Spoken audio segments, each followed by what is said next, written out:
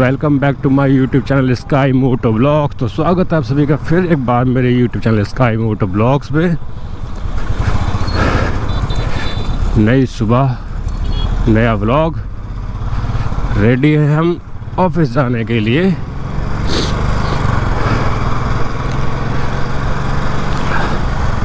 अब चलते हैं अपना ऑफिस। कल तो भाई बहुत बारिश पड़ी हुई थी,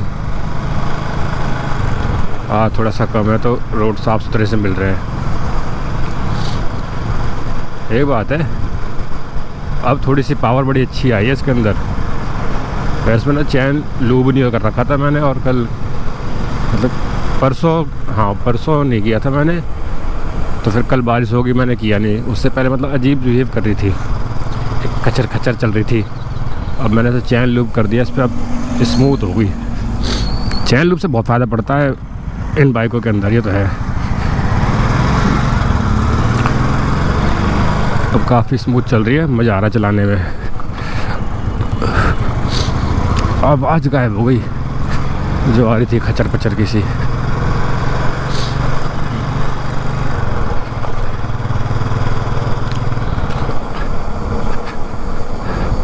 मौसम अच्छा हो गया दोबारा से दिल्ली में, थोड़ी गर्मी कम हुई है और तो मस्त बढ़ सी गई है। ठीक है जो भी है। बाकी सर्विस करवाने का टाइम भी आ गया है अपनी बाइक का। अब काफ़ी चल गई यार, 44,522 चला दी मैंने ये, और मैंने 41 कुछ पे करवाई थी, तो मतलब 3,000 तो कंप्लीट हो ही गए हैं इसके। बट अभी चल सही रही है देखा जाए तो इतनी जल्दी ज़रूरत भी नहीं है करवाने की, बट करवानी पड़ सकती है मुझको। हाईवे पे चले, हाईवे पे चलाते हैं, शॉर्टकट। आगे धूल उड़ेगी, यहाँ धूल नहीं मिलेगी।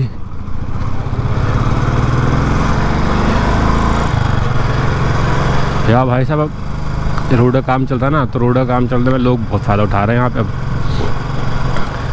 शाम को आते हैं ना, तो यहाँ पे आस्की चल रही होती है अगल बगल में, इन दीवारों के पीछे छुप के। उसके पीछे पीछे जगह बनी हुई है, काफ़ी सारी आस्की चल रही है यहाँ पे।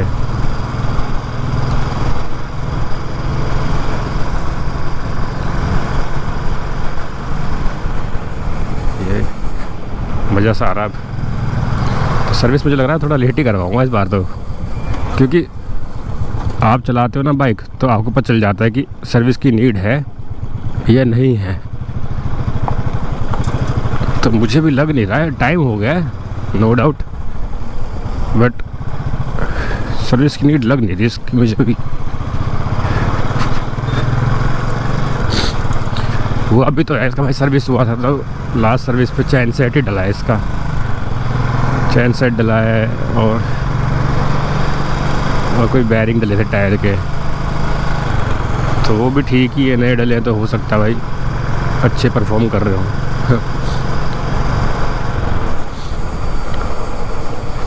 मेरे इस बाइक में मतलब कितने किलोमीटर हो गई है, 44 पार हो गई है ना, 44,520।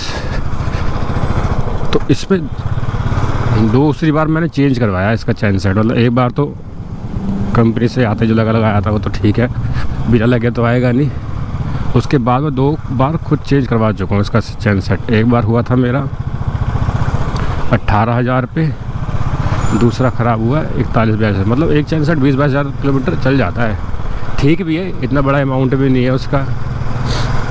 अब याद नहीं है मुझे, 3-3,500 हज़ार करीब का शायद, या उससे कम का, ऐसे कुछ। मतलब इसी लपेटे में था, कुछ 3 तक की में होगा का डला था।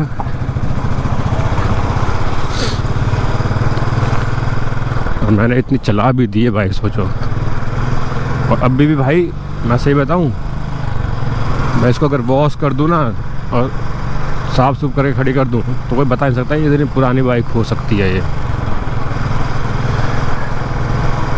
ये फ़ायदा आता है सिंगल हैंड का, अगर एक हाथ में रहती है ना बाइक तो सही रहता है।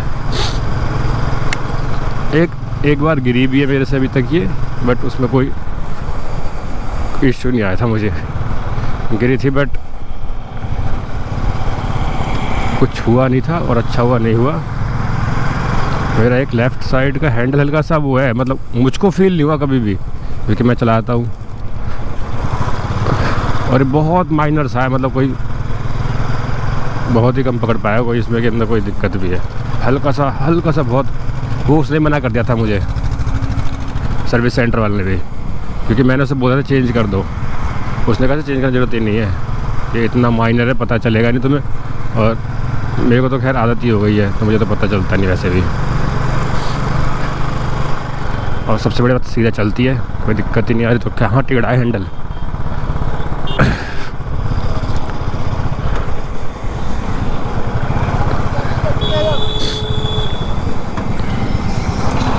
Red light.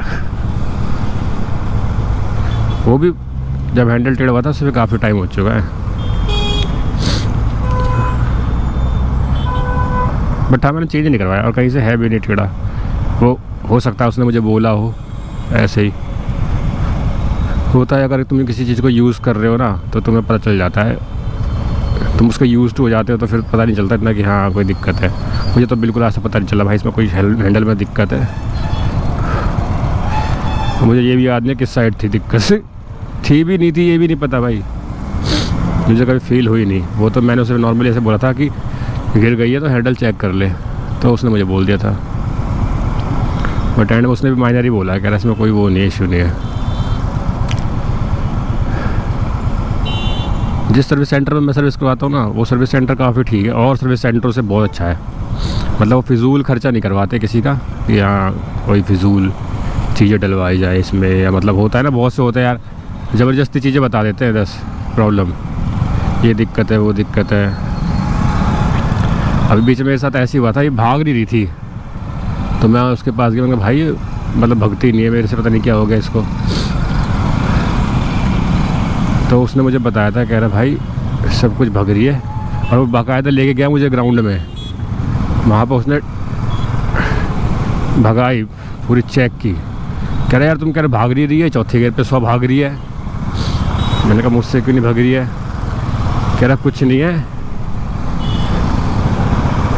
प्रॉब्लम कुछ भी नहीं है। वो ले गया, उसने कुछ नहीं किया, थोड़ा चैन वैन एडजस्ट करी, टायर में हवा वगैरह मतलब एग्जैक्ट करी जो उनके हिसाब से होनी चाहिए, बड़े परफेक्ट चलने लगी। मैंने कहा यार ये क्या है? कह रहा छोटी छोटी चीज़ें ऐसे हो जाती है, कई बार तुम्हें फील होता है, ऐसा एक्चुअल में होता नहीं है कुछ भी। कह रहा तुम्हें खाली फील हो रहा है वो, क्योंकि तुम्हारा दिमाग में बैठ गया कि भाग नहीं रही है। और सही बताऊँ उससे मैंने एक हफ्ते पहले 120 भगाई थी ये, उसके बाद से मुझे ये हो गया मन में कि यार ये भगा दी मैंने, उसे ऐसा तो नहीं हो गया कुछ।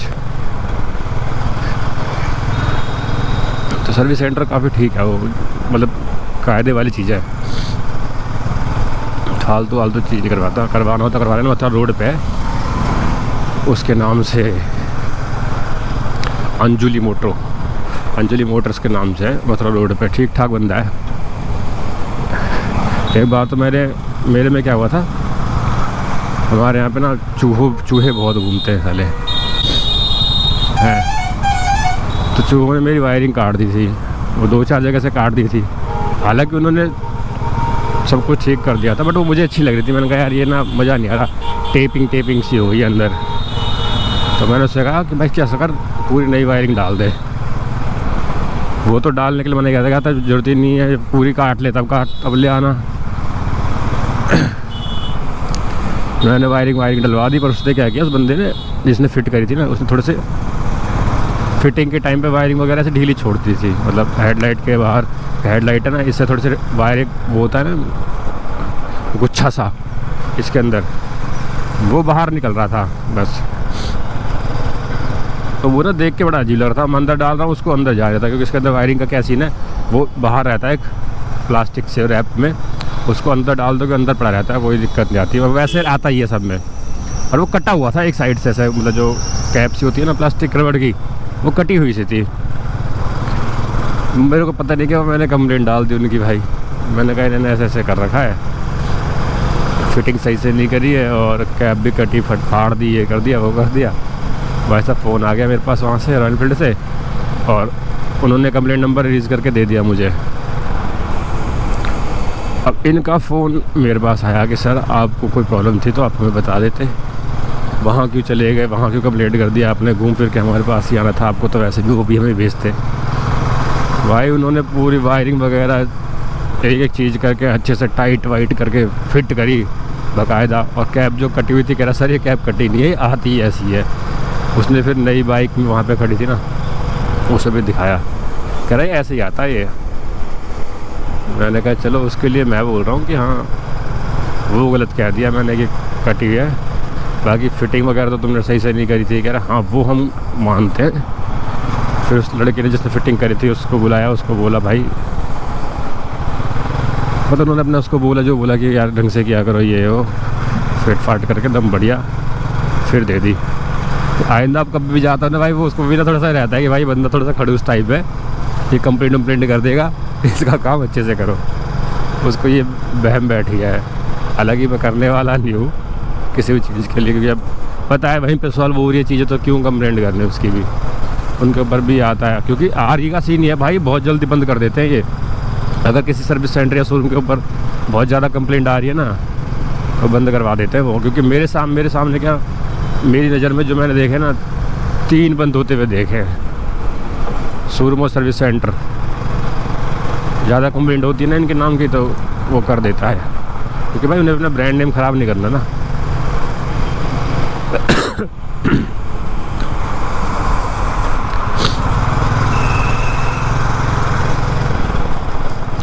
सर्विस के मामले में ये सर्विस सेंटर अच्छा है जो मैंने बताया। अगर दिल्ली एनसीआर में रहते हो, मतलब एनसीआर के मतलब साउथ दिल्ली में कहीं आस पास रहते हो तो ट्राई कर लो, बंदे ठीक है सारे।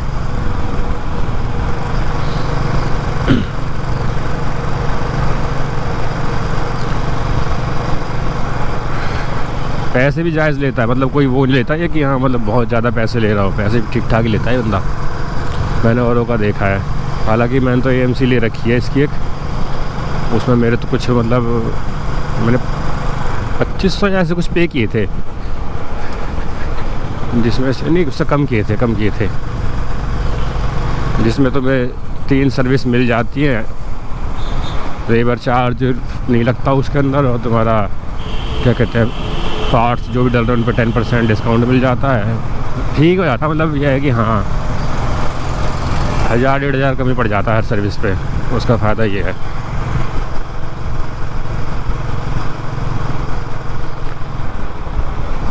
अब मुझे ये नहीं पता AMC का ये भी है कि नहीं है कि मतलब सेम, अगर मैंने इस सर्विस सेंटर से लिए AMC तो इसी पे करवा सकता हूँ, किसी और पे भी करवा सकता हूँ सेम सर्विस, वो नहीं पता मुझे। बट हाँ AMC का सीन सही है, थोड़ा बहुत तो नहीं है, थोड़ा बहुत ठीक है कि हाँ सर्विस के बिलिंग के टाइम पे अच्छा खासा डिस्काउंट मिल जाता है।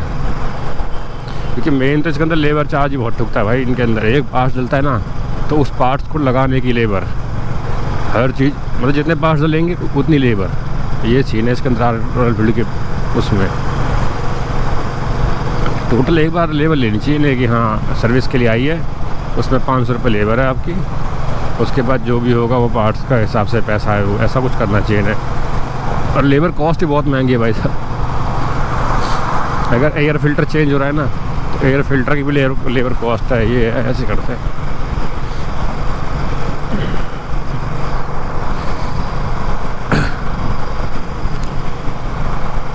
मुझे लगता है बेसिक सर्विस जो होती है फ्री वाली जो होती होगी ना, फ्री सर्विस ही 1500-1600 की होती है इनकी, उसके बाद वो नॉर्मल 2500 तक जाती है, फिर उसके बाद वो बढ़ती चली जाती है टाइम के हिसाब से।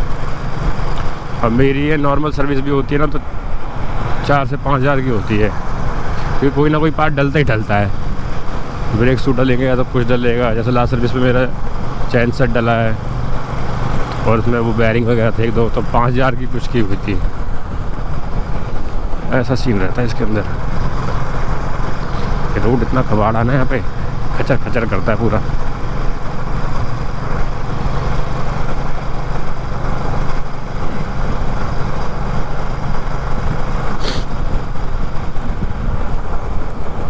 बारिश हो सकती है, मौसम तो हो रहा है, बट धूप भी हल्की हल्की सी आ रही है। ये देखो घुसेड़ दी।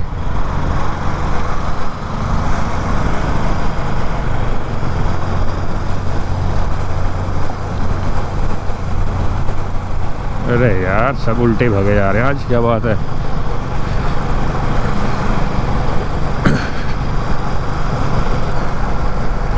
पाँच मिनट बचे 8 बजने में भी। ये अंकल क्या कलाकारी कर रहे हैं, बिजली के तार हैं उनको पकड़ रहे हैं, पागलों वाले काम।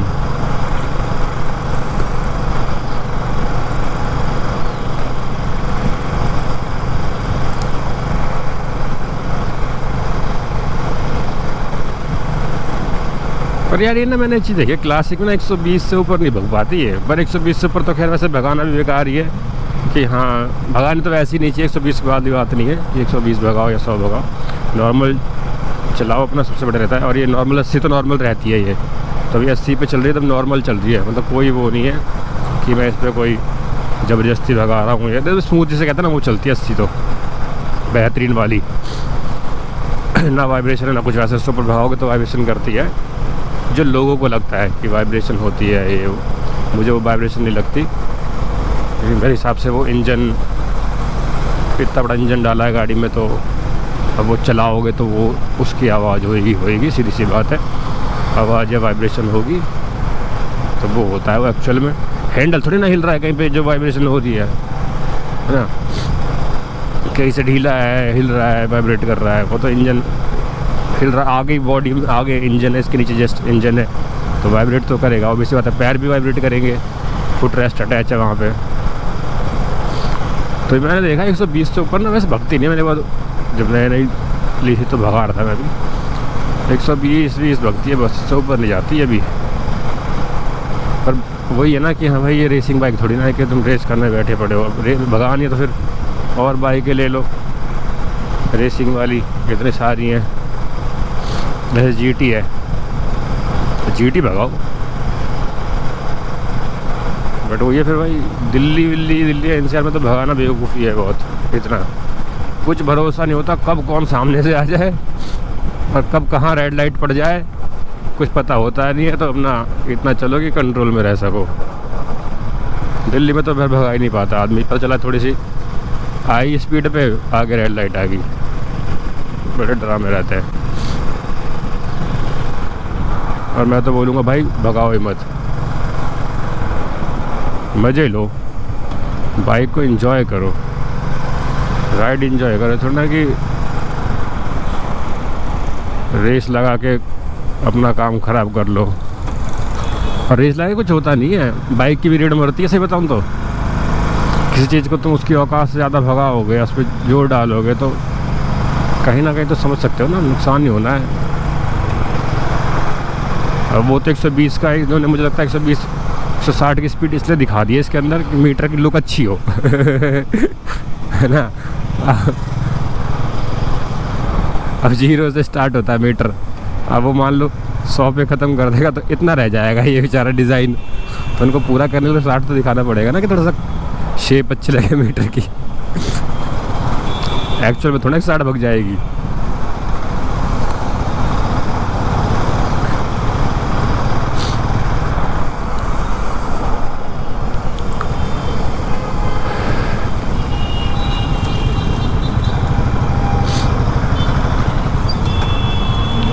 यहाँ पे ओ भाई ट्रक का नंबर देखो इसका, इस ट्रक का नंबर देखो क्या VIP ले रखा है। मतलब HR55Y7777 है इसकी। यहाँ भाई शौकीन बंदा है कोई। HR55 फिर पता नहीं क्या था 77 777 मतलब सारे डबल सीरीज ले रखी है बंदे ने। ये है नंबर, तो जेम्स बॉन्ड ले लेता इससे बढ़िया भाई। अभी बीच में मैंने एक न्यूज़ में देखा तो उसमें एक ऑटो का नंबर था 0007। ऑटो जो ये ऑटो सवारी वाले ऑटो भी नहीं थे, वो वाले ऑटो जिसमें ऑटो बोलते क्या बोलते उसको जिसमें सामान वामान लोड करके ले जाते हैं, छोटा हाथी टाइप, वो था वो। मतलब देखो ऑडी का नंबर देखो 8055, उसका नंबर देखो ट्रक है इसकी। आँख शौकीन लोग एक से एक है। हालांकि उस ऑटो वाले का तो मुझे लग रहा है वो लग बाई चांस आ गया होगा, क्योंकि कई बार आ जाते हैं नंबर। मेरा एक पड़ोसी है, उनका भी ऐसे आया पड़ा है। उन्होंने कुछ वो नहीं किया था, तो उनका बाई लक आ गया था। हालांकि वो नंबर वैसे इतना अच्छा नहीं है, बट 0006 है और आ गया ना, फ्री फंड में आया। और मेरे को एक बार पे करने पड़ रहे थे इसी नंबर के 0006 के पे करने पड़ रहे थे, जब फैंसी नंबर अलाउड थे दिल्ली में। अब तो खैर ऑक्शन वाला सीन हो गया। पहले क्या था, अथॉरिटी जाओ अपना वहाँ पे फॉर्म फिल करो, उस अपने चॉइस नंबर दे दो उनको कि तुम्हें कौन कौन से चॉइस के नंबर चाहिए। उसे 5 ऑप्शन देते थे कि मतलब कोई 5 नंबर आप डाल सकते हो चॉइस के, उसमें से कोई एक आ जाएगा तुम्हारा। और उसमें भी सीन ये होता था कि सीरीज़ चलती थी कि अब इस सीरीज़ के नंबर चल रहे हैं, मतलब स्टार्टिंग ऐसे होगा। तो मैंने भी उस टाइम पे वहीं पे अथॉरिटी पे से लिया था, तो मेरे को तो खैर 2500 का पड़ गया था और मुझे 8 चाहिए था, तो 8 मिल गया था मुझे। अब तो भाई नंबर भी बंद कर दिए, अब तो ऑक्शन वाला सीन कर दिया ना, तो और महंगे नंबर हो गए।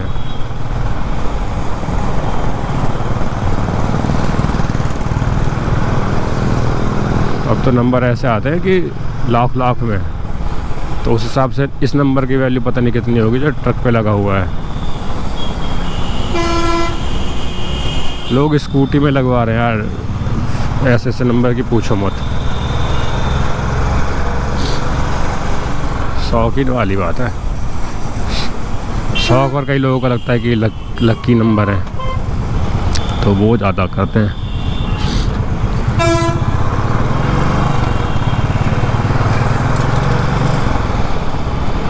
हमारा भी नंबर लकी 8 है।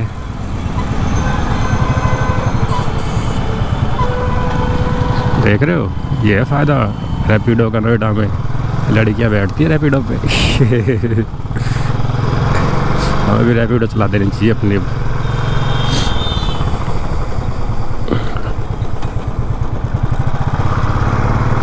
ये मेरा ऑफिस का लौंडा मिल गया एक, धृतराष्ट्र। धृतराष्ट्र बैठो, चले चल। कोई नहीं, तुम्हारी आंख से भी।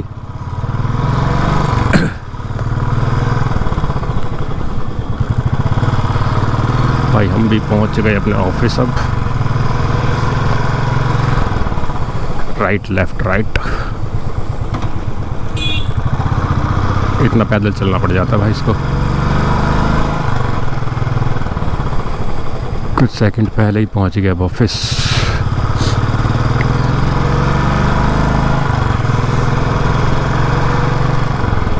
चलो भैया अब पहुंच गए ऑफिस।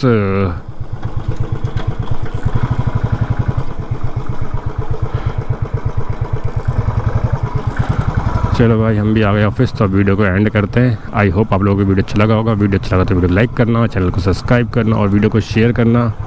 मैं आपसे मिलूँगा जल्दी, बहुत जल्दी दूसरी वीडियो में। जब तक अपना और अपनों का ध्यान रखो। Tata bye bye.